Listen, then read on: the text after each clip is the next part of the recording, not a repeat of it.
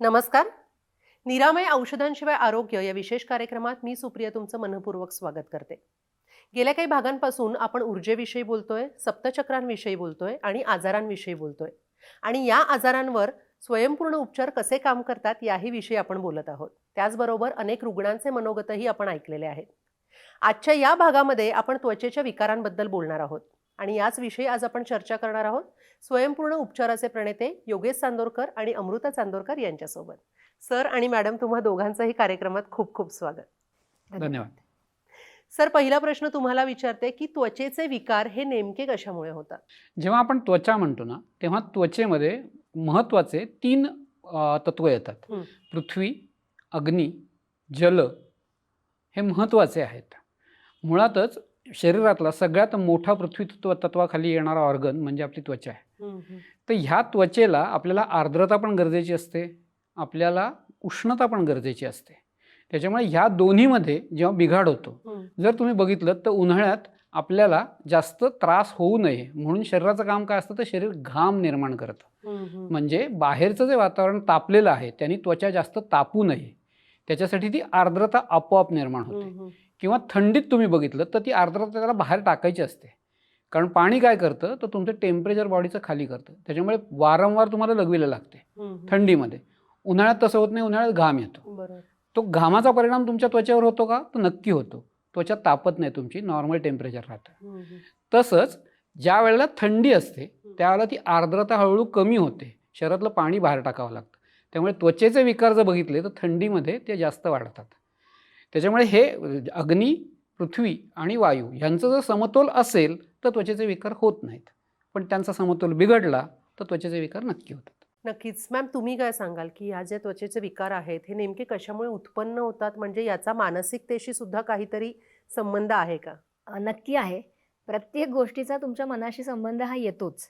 आणि पुन्हा जसं मगाशी सर म्हणाले की जल आणि अग्नी याचा मुख्यत्वे परिणाम हा त्वचेवरती होत असतो. तसं पृथ्वी तत्व म्हणजे स्ट्रेंथ. आणि पृथ्वीमध्ये ज्या वेळेला योग्य प्रमाणात जल आणि अग्नी आहे तर त्याला योग्य ओलावा आहे, योग्य आर्द्रता आहे. पण जर समजा काही कारणाने तिथे अग्नी वाढायला लागला, मग आता हा मनातला पण असू शकतो. मनामध्ये चिडचिड, राग, विकोपाला जायला लागली तरी तो अग्नी वाढायला लागतो. आहारामधनं जरी तामसी आहार जास्त असेल, पित्त वाढवणारा आहार असेल तरी पण तो अग्नी वाढायला लागला. मग अग्नी जेव्हा वाढतो तेव्हा जसा शरीरावर परिणाम होतो तसाच त्या त्वचेवर होतो. अग्नी वाढला की जल कमी व्हायला लागतं. कधीही लक्षात घ्या, उष्णता वाढायला लागली ना की जलाचं वायूमध्ये रूपांतर व्हायला लागतं, ते इव्हॅपोरेट व्हायला लागतं, त्याचं बाष्पीभवन होतं. आणि मग काय होतं, त्या त्वचेमधलं पण जे जल आहे ते कमी व्हायला लागतं. सो शरीरामध्ये किंवा मनामध्ये जर अग्नी वाढायला लागला तर त्याचा परिणाम तुम्हाला त्वचेवर दिसून येतो. त्वचा तुमची कोरडी व्हायला लागते, त्वचा रखरखीत व्हायला लागते आणि मग इचिंग सुरू होतं. इचिंग, कुठेही इचिंग होत असेल ना तर इचिंग तुमचा अग्नीच बिघडला हे दाखवतं. आणि त्या अग्नीचा परिणाम तुमच्या पृथ्वी तत्वावरती, तुमच्या त्वचेवरती झालेला आहे. मग अगदी तो डोक्यातला कोंडा असेल किंवा काही वेळेला पापण्यांवरती पण कोंडा येतो, भुवयांमध्ये कोंडा येतो, म्हणजे तिथली त्वचा कोरडी होते ना. आणि मग कोरडी झाली की खपल्या पडायला लागतात, म्हणजे खाज यायला लागते. किंवा पुरळ उठतं. आता पुरळ जेव्हा उठतं तेव्हा ते पण अग्नीच दाखवतं, वाढलेला अग्नी आणि कमी होणारं जल. कारण पुरळ म्हणजे काय, तर काहीतरी शरीर बाहेर टाकतंय, शरीराला नको असणाऱ्या गोष्टी असं म्हणू आपण, किंवा एक प्रकारे त्याला मेंटेन करण्यासाठी ते नको असणाऱ्या गोष्टी बाहेर टाकते. आणि ते जे बाहेर टाकतंय त्याच्यामध्ये अग्नी आहे, त्याच्यामुळे ते चुरचुरतंय, त्याच्यामुळे ते टोचल्यासारखं होत आहे आणि त्याच्यामुळे खाज येते. बरोबर. त्याच्यामुळे शरीरामध्ये कुठेही ज्यावेळेला इचिंग होतं, खाज येते, तर त्यावेळेला तो अग्नीचा दोष असतो, ज्याचा परिणाम तुमच्या त्वचेवर झालेला असतो. मन, जसं तुम्ही म्हणालात, तर मनाचं रिफ्लेक्शन हे त्वचेवरती होतं. तुम्ही बघा, जेव्हा आपण नर्वस होतो त्यावेळेला किंवा काही अपयश असेल, निराशा असेल तर चेहरा काळवंटतो. त्वचेचा रंग बदलणं हे बऱ्याच वेळेला मनामुळे होतं. सो दुःख, निराशा, आजारपण ज्याला आपण म्हणू, म्हणजे परत एनर्जी लो होणं, हे काय करतं तर तुमची त्वचा काळवंटते त्याच्यामुळे. आणि ज्यावेळेला एनर्जी असते त्यावेळेला ती उजळते. तुम्ही आनंदी असलात की खुलतो ना तुमचा चेहरा, मग त्याचा रंगही उजळतो. तर मन हे देखील त्वचेवरती परिणाम करत असतं. आणि पुन्हा सगळ्या गोष्टी येतात त्या 5 तत्वांकडेच येतात. असेही पेशंट्स आम्ही बघितलेत की ज्यांच्या तळहात आणि तळपाय ह्याच्यातनं पाणी अक्षरशः टपकतं. हो. म्हणजे ते ज्यावेळेला सेंटरला येतात ना तेव्हा ते सांगतात ना, त्यांना माहिती असतं की ते जिथे बसलेले असतात तिथे खाली पाणी साठतं, इतकं त्यांच्या तळपायातनं वगैरे पाणी टपकत असतं. तर हा जल ज्याला म्हणतोय आपण. आता हे एक्सेसिव्ह जल बाहेर पडतंय. पण हा दोष काय आहे, तर हा दोष परत त्या शरीरातल्या अग्नीचाच दोष आहे. अच्छा. अग्नी आणि जल हे एकमेकांना खरं तर बॅलन्स करत असतं. पण काही वेळेला शरीरातला अग्नी त्याला कमी करता येत नाहीये. त्यालाच बॅलन्स करण्यासाठी ते जल वाढवतंय. का? तर ते टेम्परेचर खाली जावं म्हणून. पण ते त्याला जमत नाहीये, कारण त्याचं कारण त्या शरीराला सापडत नाहीये, म्हणजे मूळ. पण मग त्याचं कारण किंवा त्याचं मूळ तुमच्या मनामध्ये किंवा विचारांमध्ये असू शकतं का? मनामध्ये किंवा विचारांमध्ये असू शकतं. जसं आपण म्हणतो ना की सप्तचक्र, तर ह्या मला त्रास होतो तळपायांना, पण त्याचं मूळ माझ्या आज्ञामध्ये पण असू शकतं. अच्छा. त्याचं मूळ माझ्या सप्रेस्ड इमोशनमध्ये पण असू शकतं. त्याच्यामुळे जेव्हा रुग्ण आपल्याकडे येतो ना, तेव्हा आपण वरपासून खालपर्यंत ही तत्व तपासतो की वरती आज्ञाचक्राच्या आजूबाजूला ह्या तत्वांचं काय फॉर्मेशन आहे, तिथे काय साठलंय. तर तिथे जे साठलेलं असतं त्याचा परिणाम मुख्यत्वे सगळ्याच चक्रांवरती होत असतो. कारण आज्ञा मूळ तिथून जाते. शरीराला चालवतो कोण, तर तुमचा विचार, तुमची आज्ञा तिथून जाते आणि मग इतर चक्र त्या जो काही तो आदेश असतो त्याच्यानुसार, त्या आज्ञेनुसार काम करतात. हा, काम करताना आत्ता आज्ञा सुटली आहे की मला जायचंय कुठेतरी XYZ ठिकाणी, मला जायचंय म्हटल्यानंतर माझी आवराआवर सुरू होते, काय वस्तू घ्यायच्यात काय नाही, आणि आता मला इतके किलोमीटर जायचंय म्हणून माझी तयारी होते आणि आज्ञा येते की नाही, काही गरज नाही जायची, कशाला जायचं. बघा, एनर्जी निर्माण झाली, त्यांनी सगळी तयारी केली. हा, आणि आता आज्ञा आली की कशाला जायचं, ते कुठे आलेत आपल्या वेळेला, आणि उलटी आज्ञा बरोबर थोड्या वेळाने गेली. आता ही निर्माण झालेली ऊर्जा, त्याचं काय, बरोबर, ती तर झाली ना निर्माण, आता ती वापरली जाणार नाहीये. इतका प्रवास करायचा आहे म्हणून शरीराने तयारी केली, प्रत्येक सेलला एनर्जी ऍक्टिव्हेट केलेलं आहे, आणि आता आज्ञा आली नाहीच जायचंय, सो ती एनर्जी शिल्लक राहिली. हा, आता अशी जी शिल्लक राहते ना एनर्जी, ती तुमच्या ह्याच्यावरती ओझं निर्माण करते, ती तुमच्या सेलला थकवते. तो सेल अदरवाईज ज्या वेळेला काम करणार आहे तेव्हा ती अनावश्यक एनर्जी घेऊन काम करणार आहे. म्हणजे माझ्या पाठीवर तुम्ही 5 किलो ओझं दिलंय आणि तुम्ही मला काहीतरी काम करायला लावलंय, तर मी पहिली 5 मिनिटं ते 5 किलो ओझं घेऊन काम करते, पण पुढच्या 5 मिनिटाला तेच 5 किलो मला 7 किलो वाटायला लागतं. तसंच मी काम अजून करत राहिलं तर ते 5 किलो मला 50 किलो वाटायला लागतं नंतर. आणि मग ह्याच्यातून स्ट्रेस, अँझायटी या सगळ्या त्या गोष्टी पेशीची उत्पन्न ताकद होतात. कमी होते ना, त्या पेशीची ताकद कमी होत जाते आणि मग ती नंतर काम नाही करू शकत. तर त्याच्यामुळे जरी असं धरून चाला की त्रास कुठेतरी आहे, पण त्याचं कारण कुठेतरी असू शकतं. आणि मग जेव्हा आम्ही हे ट्रीटमेंट सुरुवात होते तेव्हा जी ही 5 तत्व तपासतो, ही आम्ही आमच्या ऑरानी म्हणू आपण, किंवा आमच्या नाड्यांनी आम्ही रुग्णाच्या त्या नाड्यांमध्ये अडकलेली ती तत्व तपासतो. आणि तिथून आम्हाला कळतं की अरे, आज्ञाचक्राच्या आजूबाजूला हे तत्व अडकलेलं आहे सगळ्यात जास्त. जसा हात खाली येतो तसं कळतं की विशुद्धीच्या इथे पण सप्रेशन्स आहेत, इथे पण ही एनर्जी साठलेली आहे. हा, मग ती कदाचित पृथ्वीची असेल, ती कदाचित अग्नीची असेल, हां, कदाचित जलाची पण असेल, सो ती तपासतो. मग पुढे येतो, हृदयचक्राच्या जागी काय साठलंय ते बघतो, मणिपूरच्या जागी काय साठलंय ते बघतो. असं वरपासून खालपर्यंत प्रत्येक तत्व, उजवीकडचं आणि डावीकडचं, हे आम्ही तपासतो. आणि मग त्या तत्वाला तिथून रिलीज करणं, जे अतिरिक्त आहे त्याला तिथून रिलीज करणं हे सुरू होतं. लोक सांगतात की आम्हाला शांत वाटतं, आणि ते शांत वाटायला लागलं ना, इथे शांत वाटतंय, माझे विचार शांत होतात, पण माझा फिजिकल प्रॉब्लेम कुठला तरी सुटायला लागतो.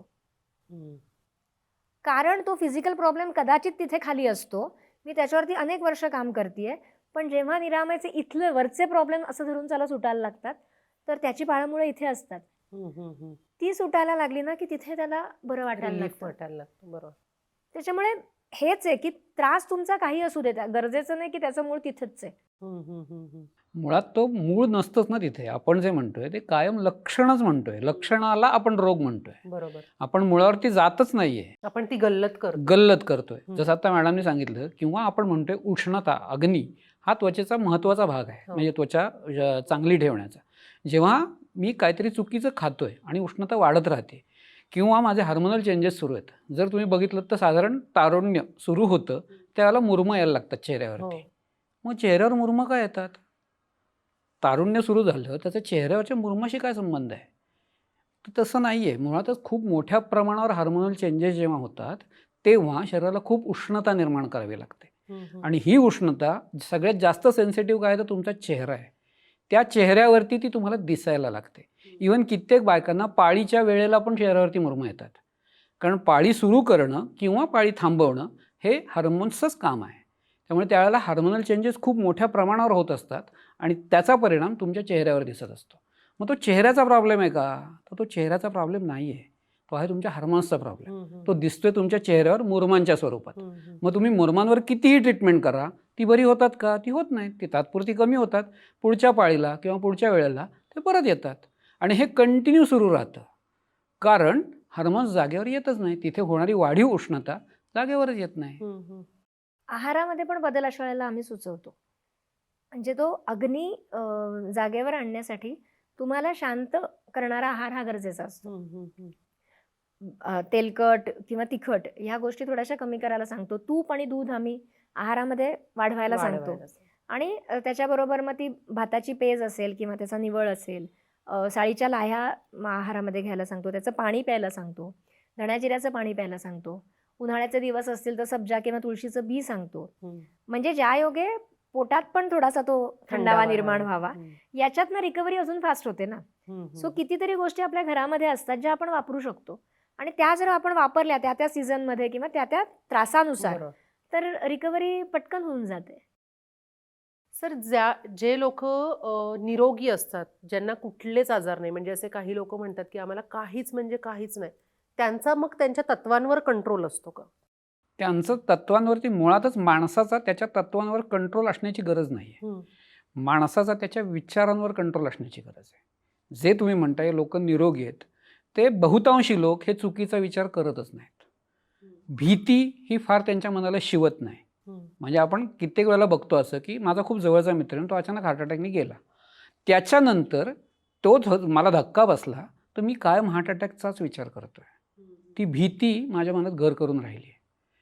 किंवा काहीतरी कॅन्सर झाला आहे कोणाला तरी, अगदी जवळची व्यक्ती आहे आणि हल्ली हे सांगतात पण की हे जेनेटिक आहे.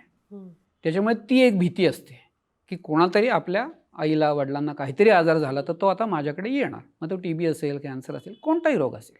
तर ही जी भीती आहे ही काय करते, ही भीती घर करते. म्हणजेच तुमचा जो भाव निर्माण होतो की आता हे मला होणार, तर ही माझ्या शरीराला गेलेली आज्ञा आहे की हे आपल्याला करायचं आहे.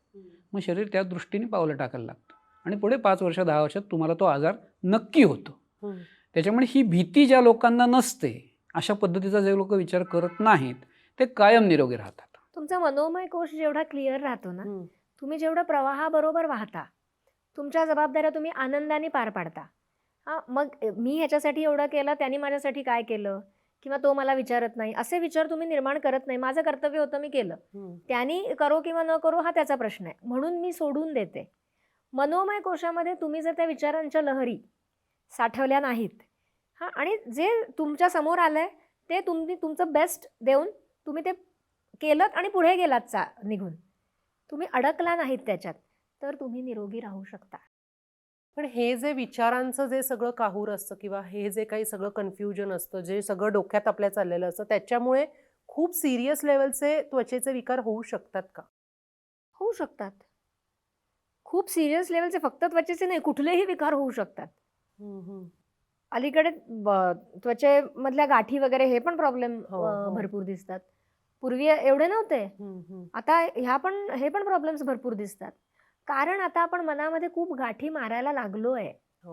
आणि मला आठवतं की आमचं लहानपण खूप निरागस होतं, पण आता त्या लहानपणापासून त्या मुलांना शिकवलं जातं की हा चांगला, तो वाईट, हे असं करू नको, त्याच्याशी बोलू नको, त्यांनी काही सांगितलं तर ऐकू नको. किंवा ते मूल लहानपणापासून बघतं आई वडिलांना की ते एकमेकांशी कसे वागतायत. सो ह्या सगळ्याचा परिणाम खूप लहान वयापासून मनावर होतोय. आपल्याला हे वादविवाद किंवा अशा सगळ्या गोष्टी फार नंतर कळायला लागल्या. त्याच्यानंतर कदाचित आपल्या मनामध्ये काही गोष्टी साठायला लागल्या, पण आता खूप लहान वयापासनं हेवे दावे, नाही ती कॉम्पिटिशन, कंपॅरिझन चांगली आणि नाहीच फार ना. इनोसंट त्या नकळत्या वयामध्ये हे सगळे चुकीचे संस्कार खरं तर व्हायला सो लागले. आत्ता दोष वाढतात त्याचं कारण लहान वयापासून मनोमय कोशामध्ये साठवणाऱ्या ह्या गोष्टी आहेतच. नक्कीच. खरं तर आपली ही चर्चा आपण अशी सुरू ठेवणार आहोत. मात्र आता आपल्या स्टुडिओमध्ये एक पेशंट येणार आहेत, एक रुग्ण येणार आहेत आणि त्या त्यांचा अनुभव आपल्याशी शेअर करतील. नेमकं त्यांना काय झालं होतं आणि स्वयंपूर्ण उपचाराचा त्यांना कसा फायदा झाला पाहूयात आपण. आपल्या स्टुडिओमध्ये आता अमेय भोपी आलेले आहेत आणि त्यांना काही त्रास होत होते, त्वचेचे काही त्रास होत होते. त्यांनी स्वयंपूर्ण उपचार घेतले आणि त्याच्यानंतर आता त्यांना काय नेमकं कसं वाटतंय ते आपण त्यांच्याचकडून जाणून घेऊयात. अमेयजी, तुमचं कार्यक्रमात खूप खूप स्वागत. नमस्कार. नमस्कार. तुम्हाला नेमका काय त्रास होत होता आणि तुम्ही ज्यावेळेला ट्रीटमेंट घेतली तर आता साधारण काय आहे? मी मार्च 2023 पासून निरामयचे उपचार घेण्याची सुरुवात केली. मला निरामयबद्दल यूट्यूबच्या व्हिडिओच्या माध्यमातून कळाले. तर सुरुवातीला तर माझा काही विश्वास नव्हता, पण मी ठरवलं, कारण की मी आधीच आयुर्वेदिक, होमिओपॅथिक आणि ॲलोपॅथिकच्या ट्रीटमेंट घेऊन बसलो होतो आणि त्यात काही मला फरक जाणवत नव्हता.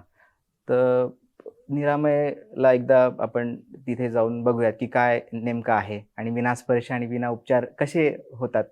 तर मग मी माझ्या पत्नीला सांगितलं की मी निरामयमध्ये जाणार आहे आणि ची सुरुवात करतो. तर ती आधी म्हणाली की असं काही नसतं, असं कोणी बिना स्पर्श आणि बिना औषध कोणी उपचार करू शकत नाही. मी तिला सांगितलं की नाही, मला तरी जायचं आहे, कारण की मी आधीच खूप सारे उपचार घेऊन बसलो आहे आणि आता मला त्याचा कंटाळा आलेला आहे. त्याच्यामुळे मग मी निरामय चे उपचार घेणार आहे. तर मग मी सुरुवात केली मार्च 2023मध्ये आणि पहिल्या 3 महिन्यामध्येच जेव्हा मी सुरुवातीला फार सातत्याने उपचार घ्यायचो. आधी तेल टाकणं वगैरे सरांनी जे सांगितलं, बेंबीत तेल टाकणं आणि रात्री दूध वगैरे घ्यायचं आणि 2 वेळा ट्रीटमेंट मी घेत होतो. तर 3 महिन्यामध्येच माझी जी त्वचा एकदम कोरडी पडायची आधी, तो पूर्ण माझा प्रॉब्लेम सॉल्व्ह झाला आणि माझ्या डोक्यात कोंड्याचा प्रॉब्लेम होता, तो पण मला तो प्रॉब्लेम माझा कमी झाला. आणि दुसरा महत्त्वाचा प्रॉब्लेम म्हणजे मला भास व्हायचे झोपेत आणि झोपेत मला म्हणजे काहीतरी अंगावर पडत आहे किंवा मला उठायची सवय होती. स्वतःहून मी चालायचो आणि कानात काहीतरी जात आहे, असे मला वेगवेगळे भास व्हायचे. पण जेव्हा मी मॅडमला भेटलो, तेव्हा मॅडमनी मला सांगितलं की असं जे तुझ्या आयुष्यात आधी घडलेलं आहे, तो कदाचित आघात असेल मनावर, पण तू आता त्याचा विचार करू नको आणि असं सांग स्वतःच्या मनाला की असं काहीही नाही आहे. जेव्हा तुला जाग येईल तेव्हा सांग की असं हे स्वप्न होतं आणि हे स्वप्न आता आपल्याला पुढे पडणार नाही आणि हा भास पण होणार नाही. मी जसं मॅडमनी मला सांगितलं तसं मी करत गेलो आणि आता मला छान झोप लागते रात्री आणि भाससुद्धा होत नाही. त्यामुळे फार छान अनुभव होता हा. आणि हे किती वर्षांपासून तुम्हाला त्रास होत होता ह्या सगळ्याचं? हा मला जे आठवतं, मला 4थी पासनं हा त्रास होता, म्हणजे कोरडेपणाचा. तर मी बऱ्याच ठिकाणी म्हणजे जे स्किनचे डॉक्टर आहेत तिकडे आधी उपचार घेतले आणि मग नागपूरचे जे डॉक्टर होते त्यांच्याकडे मी होमिओपॅथिक उपचार घेतले. पण आधी जेव्हा मी बँगलोरला राहायला होतो तेव्हा बँगलोरवरनं ट्रॅव्हल करायचं नागपूरला दर 3 महिन्यांनी. तर it was very hectic for me. बरोबर. आणि जेव्हा पुण्याला आलो 2022मध्ये शिफ्ट झालो, तेव्हा पुण्यावरनं नागपूरला जायचं, 3 महिन्याचं औषध आणायचं आणि ते सगळं माझ्यासाठी फार हेक्टिक होतं. त्याच्यामुळे तो त्रास माझा कमी झाला निरामयमुळे आणि मला फार सकारात्मक अनुभव आले निरामयचे. आणि आत्ताही तुमची ट्रीटमेंट चालू आहे की आता तुम्ही स्टॉप करून कम्प्लीट हील झालेलं आहे सगळं? कम्प्लीट हील नाही झालो, कारण की मी सातत्याने ट्रीटमेंट घेत नव्हतो. त्याच्यामुळे ती माझी चूक आहे. निरामय चे उपचार तर ते बरोबरच करत होते, पण मी जर सातत्याने उपचार घेतले असते तर आत्तापर्यंत माझी ट्रीटमेंट थांबली सुद्धा असती. पण मला नागपूरला जे माझे हेलपाटे व्हायचे तिथे, ते आता नागपूरला मी काही जाणं माझं गरज नाही पडत मला. नक्कीच. मॅम, काय सांगाल या केसबद्दल? आता सगळंच खरं तर त्यांनी सांगितलंय आणि जे तो म्हणाला की आपल्या ट्रीटमेंटमध्ये महत्त्वाचं काय माहिती आहे का, तुम्ही घरून, ऑफिसमधनं, कुठूनही उपचार घेऊ शकता आणि परिणाम हा तुम्हाला तुमचे विचार कसे आहेत त्याच्यावरती मिळतो. तुम्हाला बरं व्हायचं लगेच तर तुम्ही लगेच बरे होता.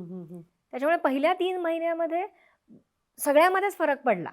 त्याच्यानंतर सातत्य टिकलं नाही. सातत्य टिकलं नाही म्हणून त्रास वाढलेला नाहीये. सो त्रास कमीच होतोय. हा फक्त जसं कायम म्हणतो की नॉर्मल माणसाला पण उन्हाळ्यामध्ये त्रास होतातच ना काहीतरी, हिवाळ्यामध्ये त्वचा कोरडी पडतेच ना. नॉर्मल माणसाला जो हेल्दी आहे, कारण वातावरणामध्ये जसे बदल होतात तसे शरीरामध्ये बदल होतच असतात. त्याच्यामुळे आता ज्या वेळेला असं काहीतरी होतं त्यावेळेला फोनवरती सांगितलं जातं. कुणीही जो कोणी ट्रीटमेंट घेतोय निरामयमध्ये त्याच्याकडे हे फ्रीडम आहे की त्याला कधीही त्रास झाला तो फोन करू शकतो, तो फोनवरती सांगू शकतो आणि सांगितल्यानंतर तो त्रास कमी करण्यासाठी आमचे उपचारक काम करतात. मग रात्री 12 वाजता जरी त्यांना वाटलं काहीतरी त्रास होतो तर ते फोन करू शकतात आणि त्यांना लगेच रिलीफ मिळू शकतो. सो या गोष्टी होतात. जसं मगाशी त्यांनी सांगितलं की आम्ही ज्या वेळेला भेटलो प्रश्न असतात खूप. आता सरांचं कसं असतं, जसं सगळेच जण म्हणतात की ते वडिलांसारखे वाटतात आणि मी आईसारखी वाटतं सगळ्यांना. तर सरांकडे असं असतं की प्रॉब्लेमचा तुम्ही विचार करू नका, तुम्हाला नको आहे ना सोडा माझ्यावरती, आणि तुम्ही ते परत परत जितकं बोलाल प्रॉब्लेमबद्दल तितकं तुम्ही अननेसेसरी प्रॉब्लेमला धरून ठेवता. त्याच्यामुळे हे प्रत्येकाला सांगतात की तू ते सोड, त्याचा विचारही करू नको, मी काढतो. आणि माझ्याकडे असं होतं की त्यांच्या मनात खूप सारे प्रश्न असतात, मग हे का, मग असं का. सो ज्या वेळेला कुणी माझ्याकडे येतं तेव्हा ती त्यांची प्रश्नांची यादी असते. आणि जेव्हा त्यांना ती सॅटिस्फॅक्टरी उत्तरं मिळतात त्याच्यानंतर त्यांच्या मनातनं ते जातात. सो दोघंही आम्ही त्याच ह्याच्यासाठी काम करतो, फक्त त्यांची पद्धत थोडीशी वेगळी आहे, माझी पद्धत थोडीशी वेगळी. त्याच्यामुळे जेव्हा आम्ही भेटलो त्यावेळेला त्याच्या मनात खूप सारे प्रश्न होते आणि त्या प्रश्नांची उत्तरं त्याला मिळाली, तो रिलॅक्स झाला आणि ऑफकोर्स त्याच्यानंतर अजून चांगले बदल झाले, इव्हन त्याच्या कामामध्ये पण. खूप छान. खरं तर ही चर्चा पण खूप छान झालेली आहे. अमेय, तुम्ही इथे आलात या कार्यक्रमात, तुम्ही तुमचं मनोगत व्यक्त केलं, तुमचे मनापासून आभार. धन्यवाद. धन्यवाद. सर आणि मॅडम, खरं तर कार्यक्रमाची वेळ संपत आलेली आहे, आपल्याला इथे थांबावं लागणार आहे.